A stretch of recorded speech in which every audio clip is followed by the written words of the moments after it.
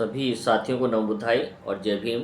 मित्रों, आज हम चर्चा करेंगे बाबा साहब के द्वारा दिए गए एक व्याख्यान की, जिसे उनके मित्र के द्वारा पुस्तक के रूप में प्रकाशित करवाया गया।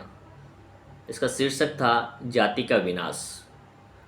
भारत में जातियाँ, उनका तंत्र, उत्पत्ति और विकास, इस व्याख्यान का संदर्भ था कि भारत में जातियाँ किस प्रकार से एक दूसरे से बंधी हुई हैं, जो कि जाने का नामो निशान नहीं है, जाने का नाम नहीं लेती हैं, और जितने भी उत्पीड़न समाज के अंदर किए जाते हैं वो जाति के आधार पर किए जाते हैं।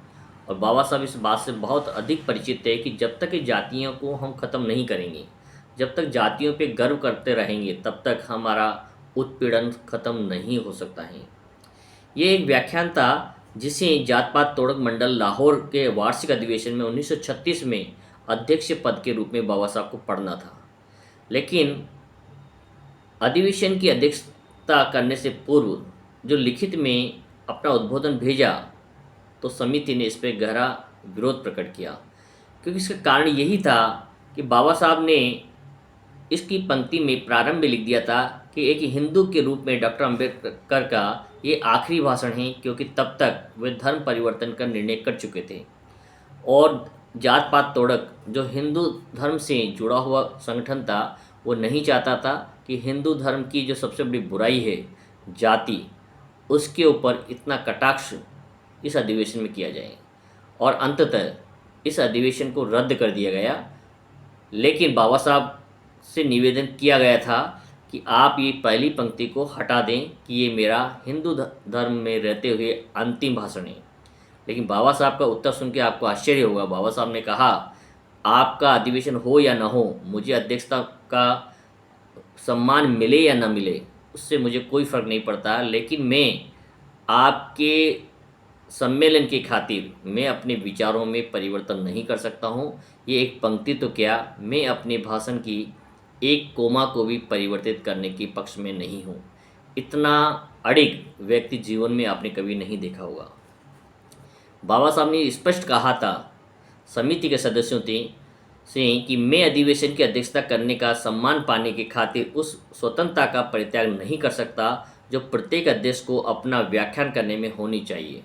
यदि मैं कहीं अध्यक्षता करता हूं, तो मैं अपने विचारों को स्पष्ट रूप से रखने की स्वतंत्रता रखता हूं, और मैं उस स्वतंत्रता में किसी प्रकार की कोई बाधा पसंद नहीं कर सकता हूं।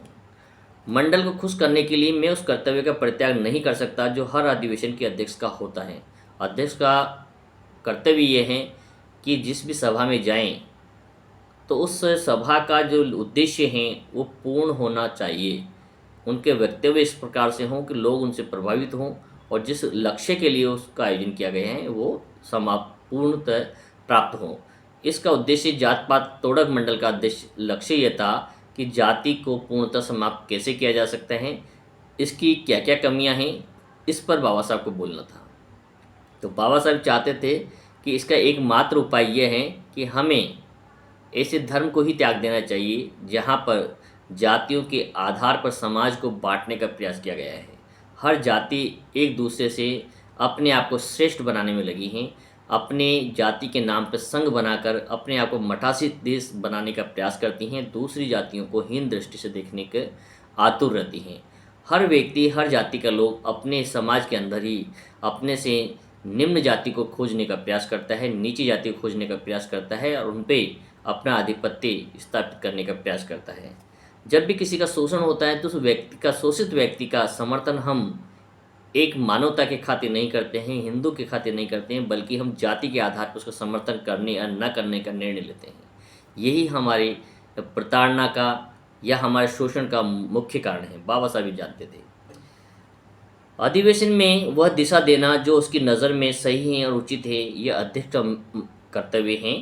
यह मामला सिद्धांत का है, और मुझे लगता है कि इसमें किसी भी तरह का कोई समझौता नहीं किया जा सकता। बाबा साहब ने स्पष्ट कह दिया था कि चाहे आप अधिवेशन में मुझे बुलाएं या ना बुलाएं, लेकिन मैंने जो वक्तव्य लिखा है, जो आपको रिपोर्ट दी है, उसमें किसी प्रकार का कोई परिवर्तन करने के लिए मैं सहमत नहीं हूं, और न मैं चाहता हूं कि कोई दूसरा व्यक्ति मेरे वक्तव्य को, अभिभाषण को पढ़े। सिर्फ हिंदू जातियों का समूह, बाबा साहब ने कहा था, हिंदू सिर्फ जातियों का समूह नहीं है, वरन वे एक दूसरे से युद्ध करते हुए बहुत से समूहों का एक महासमूह है, जिसमें से प्रत्येक सिर्फ अपने और अपने स्वार्थपूर्ण आदर्श के लिए जीता है और अपनी जाति को श्रेष्ठ बनाने का प्रयास करता है। अपने आप में हिंदू समाज का अस्तित्व कोई नहीं है, यह जातियों का एक समुच्चय मात्र है। प्रत्येक जाति को अपने अस्तित्व का एहसास है। उसके अस्तित्व का एकमात्र उद्देश्य यह है कि वह सदैव बनी रहे और समाज में उसकी जाति श्रेष्ठता स्थापित कर सके। प्रत्येक जाति के संग अपने को दूसरी जातियों से अलग दिखने और बनाए रखने का प्रयास में जुटे हुए रहते हैं। बाबा साहब ने कहा था, यदि दलितों को, शोषित वर्ग को यदि अपने शोषण से मुक्ति चाहिए तो उन्हें एक मंच पे आना होगा, एक साथ खड़ा होना होगा। लेकिन ये जातियाँ हैं जो उसमें सबसे बड़ी बाधा है। लोग अपने अपने जातियों के महासंघ बना करके अलग थलग पड़ जाते हैं और छोटे छोटे टुकड़ों में विभाजित हो जाते हैं, जिससे कि जो भी शासक वर्ग होता है हम पर अन्याय करने में सफल हो जाता है, क्योंकि हम एकजुट नहीं हैं। और यदि एकजुट करना है तो बाबा साहब ने कहा कि हमें एक पवित्र मार्ग, पवित्र धम्म को अपनाना होगा, जहाँ पर जातियों का कोई अस्तित्व ही नहीं रहता है, वो है बौद्ध धम्म। जातियों के प्रमुख दोष बाबा साहब ने गिनाए और हम उसे समझ सकते हैं। सबसे बड़ा दोष तो जातियों में ये है, कभी शोषित वर्ग एक नहीं हो सकता है। जिसके साथ शोषण होता है वही उसका सामना करता है और वही उससे लड़ता है। बाकी की अन्य जातियों के लोग उसे दूर से ही देखकर इतिश्री कर लेते हैं, कोई उसमें आत्मीयता के साथ जुड़कर उसका सहयोग नहीं करता है। कभी भी एक जाति के लोग दूसरी जाति के लोगों के साथ विवाह संबंध और पारिवारिक रिश्ते स्थापित नहीं कर पाते हैं, कि जाति का भय, जाति का विडंबना यही है कि एक व्यक्ति अपनी जाति के अंदर ही विवाह संबंध स्थापित करता है और उसी तक सीमित होकर रह जाता है। हर जाति स्वयं को श्रेष्ठ बनाने में लगी हैं, दूसरी जाति को हीन दृष्टि से देखना वो अपना कार्य मानती हैं, देखने में ही अपना वक्त बर्बाद करती रहती हैं, कभी उसे अपने समकक्ष नहीं मानती हैं या अपने जैसा बनाना नहीं चाहती हैं। शोषित व्यक्ति को भी लोग अपनी जाति के आधार पर ही समर्थन देते हैं, जिसका शोषण हो, चाहे मारपीट हो, चाहे जाति के आधार उत्पीड़न हो, यदि वो व्यक्ति उसकी जाति का है तो लोग उसके समर्थन में खड़े होना पसंद करते हैं, अन्यथा वो उससे दूर रहते हैं, जिसके कारण जो शासक वर्ग होता है, जो शोषणकर्ता होता है, वो ज़्यादा हावी हो पाता है। जाति विनाश के प्रमुख लाभ यदि हम देखें, उद्देश्य यह है कि जातिविहीन समाज की स्थापना की जाए, जहाँ पर जातियों का कोई नामो निशान न हो, सभी शोषित वर्ग एक सत्र में एक नाम से पुकारे जाएं, उन पे किसी प्रकार का कोई वर्गीकरण न हो, कोई डिवाइडेशन न हो, कोई बता ना सके कि ये किस जाति का है, किस वर्ग का है। तो एक कॉमन रूप से हम एक मंच पे आ सकते हैं यदि हमने जातियों को मिटा दिया है। आपस में विवाह संबंध स्थापित होने का दायरा बढ़ जाएगा, लोगों को अपने बच्चों के लिए अच्छे परिवार आसानी से मिल सकेंगे, कि जातियों के बंधन से निकल करके एक लंबे और एक बड़े विस्तृत प्लेटफॉर्म पे वो आ सकेंगे। जाति के आधार पर किसी के साथ कोई भी भेदभाव नहीं होगा। ये जो जितने उत्पीड़न किए जाते हैं, धर्म के आधार पर नहीं बल्कि जातियों के आधार पर किए जाते हैं, इनका एक समापन होगा, ये समाप्त हो सकेंगे। अत्याचारी वर्ग के खिलाफ एक साथ होकर हम लड़ सकेंगे, खड़े हो पाएंगे और उनके अत्याचारों का सामना कर सकेंगे। बाबा साहब ने अपने संदेश में ये कहा, यदि आप लोग जातियों को मिटाने में कामयाब हो जाते हैं तो शायद आपके दुखों का अंत हो सकता है। आप पे जो अत्याचार किए जा रहे हैं उन अत्याचारों से आप मुक्त हो सकते हैं, उनका सामना कर सकते हैं। तो बाबा साहब ने स्पष्ट रूप से ये कहा था कि हमें बौद्ध धर्म अपनाना चाहिए और बौद्ध धर्म का लाभ यही होगा कि हम निश्चित रूप से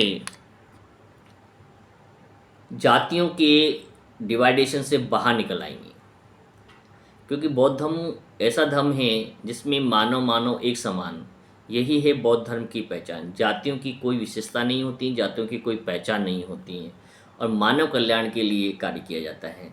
तो इस धर्म का अपनाने के लिए बाबा साहब ने 13 अक्टूबर 1956 को नागपुर में 5 लाख लोगों के साथ बौद्ध धर्म ग्रहण किया था और उस कारवा को आगे ले जाना चाहते थे। लेकिन दुर्भाग्यवश कुछ ही समय बाद बाबा साहब की मृत्यु हो जाती है और ये कारवा रुक जाता है। लेकिन बाबा साहब का जो अभिभाषण था, इसको पढ़ने और आपको बताने का एक ही उद्देश्य है कि बाबा साहब के यदि हम मानते हैं, बाबा साहब को मानना ही नहीं, उनकी बातों को मानना पड़ेगा, समझना पड़ेगा, अपनाना पड़ेगा, आत्मसात करना पड़ेगा। और यदि हम अपने दुखों का अंत चाहते हैं तो निश्चित रूप से हमें जातिवाद से बाहर आना होगा, अपनी जातियों पे गर्व करना छोड़ना पड़ेगा, तभी जाकर हम एक साथ आ सकेंगे और हमारे अंदर एक पारिवारिक भाव और हम की भावना स्थापित हो पाएगी। तभी जाकर हम बाबा साहब के बताए हुए समाज को बना पाएंगे, उनके देखे हुए सपनों को साकार कर पाएंगे और अपनी आने वाली पीढ़ी को एक अच्छा भविष्य दे पाएंगे। ऐसा बाबा साहब का सोचना था, इसीलिए उन्होंने सदैव जातियों के विनाश की बात कही। और जब उन्हें ऐसा लगा 1956 तक कि जातियां ही हमारे दुखों का मूल कारण है और इसे इसी धर्म में रहते हुए समाप्त करना असंभव है, तो उन्होंने बौद्ध धर्म को ग्रहण किया और उस जाति विनाशक समाज की स्थापना करने का एक प्रयास किया, जिसे हमें आगे बढ़ाना चाहिए। बाबा साहब को पढ़ना चाहिए, उनकी इस पुस्तक को जीवन में एक बार अवश्य पढ़ना चाहिए कि क्या उनके विचार थे और क्यों उन्होंने ऐसा उद्बोधन लिखा कि उस समय तो लोगों को बड़ा बुरा लगा या उन्होंने विरोध किया, जिसके कारण इस अधिवेशन को ही रद्द कर दिया गया। लेकिन आज हमारे पास अवसर है, वो पुस्तकें हमारे पास उपलब्ध है, जिसे हम पढ़ सकते हैं, उनके विचारों को जान सकते हैं। सभी को मेरी बात को सुनने के लिए बहुत बहुत आभार, धन्यवाद। नमो बुद्धाय।